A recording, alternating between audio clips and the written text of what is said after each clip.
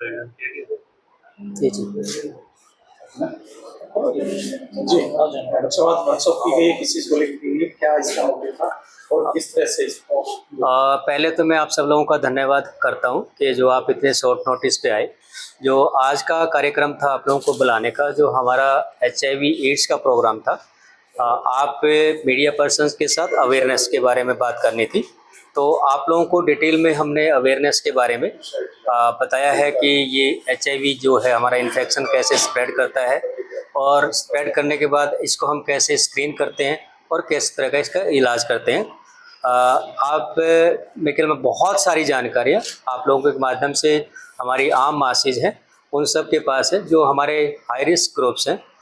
खासकर आप जानते हैं जितने भी जिससे ट्रक ड्राइवर्स होते हैं हमारे, या जो आपका फीमेल सेक्स वर्कर्स हैं, या बाकी कोई इंस्टीट्यूशन ऐसे जो ड्रग अब्यूजर्स हैं जो IV ड्रग लेते हैं, ये हमारी रिस्क पॉपुलेशन है। इसके लिए हम समय समय पर जो है इनकी स्क्रीनिंग के लिए वहाँ जाकर खुद जो है कैंप लगाते हैं।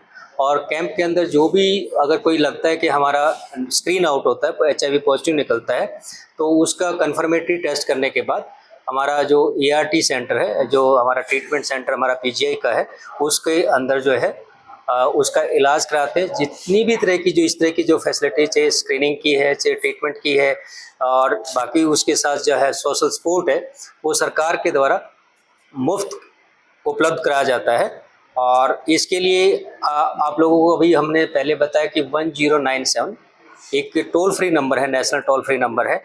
इससे संबंधित किसी भी तरह की जानकारी आप किसी 24/7 कोई भी जो हमारी जनता में किसी भी तरह की उसके मन में शंका है, या कोई भी किसी तरह की इससे संबंधित जो जानकारी लेना चाहते हैं, वो तुरंत आपको उपलब्ध करा दी जाएगी।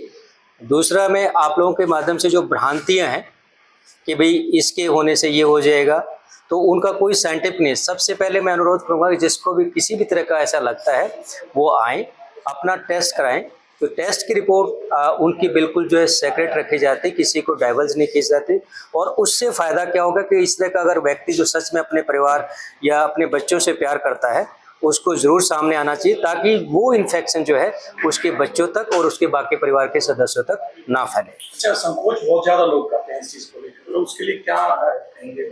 यही मैं आप लोगों के माध्यम से कह रहा हूँ कि इसमें बिल्कुल भी संकोच करने की ज़रूरत नहीं है। आपको सब लोग जानते हैं हमारे लिए, कि हमारी जनता भी जानती है कि इलाज से बेहतर उसका बचाव होता है। Prevention is better than cure.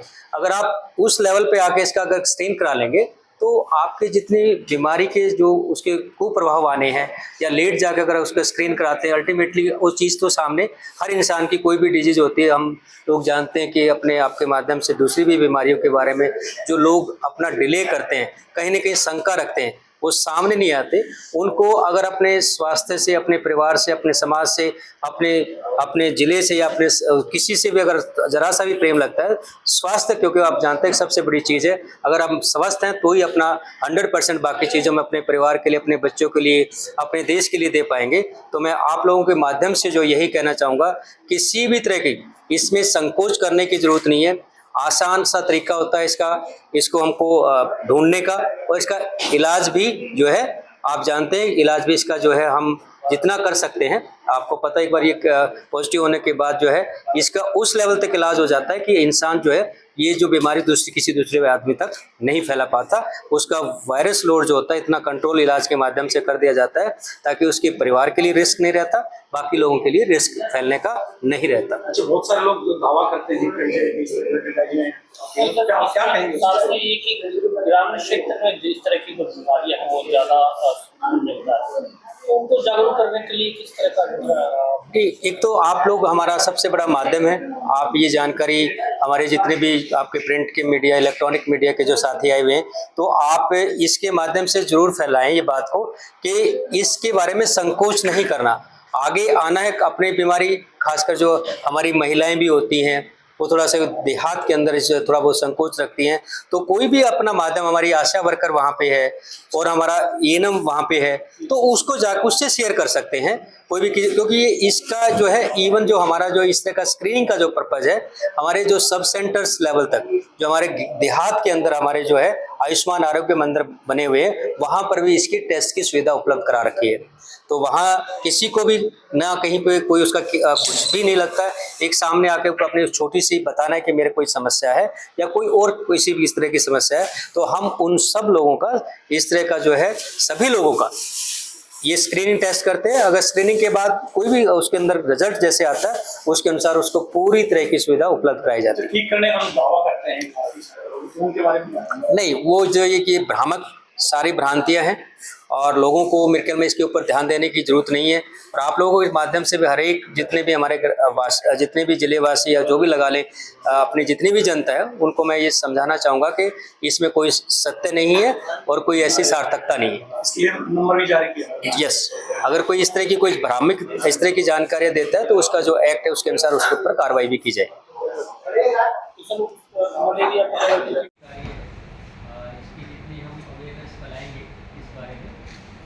या मार्केट कई बार जानते कि ऐसी कोई सोशल स्टिग्मा की डिजीज़ नहीं है हमारी, जैसे अगर हम प्रेवेंस की मेथड जितने बताएंगे तो उसी से हम इसका जो भी गाइडलाइंस है गाइडलाइंस के गवर्नमेंट ऑफ इंडिया की इससे चाहती कि वो इस बारे में जो भी नई रिसेंट गाइडलाइंस से संबंधित जो जानकारी देनी है वो आप प्लीज़ ब्रीफ करें। Thank you. Haryana AIDS control society जैसे स्टेट में पूरे प्रोग्राम को देखते हैं, उनका एक क्लस्टर बेस्ड ऑफिस है, क्लस्टर हेडक्वार्टर जो कि जींद सिविल सर्जन ऑफिस के साथ है। रोहतक में आप सब लोगों से मुखातिब हूँ।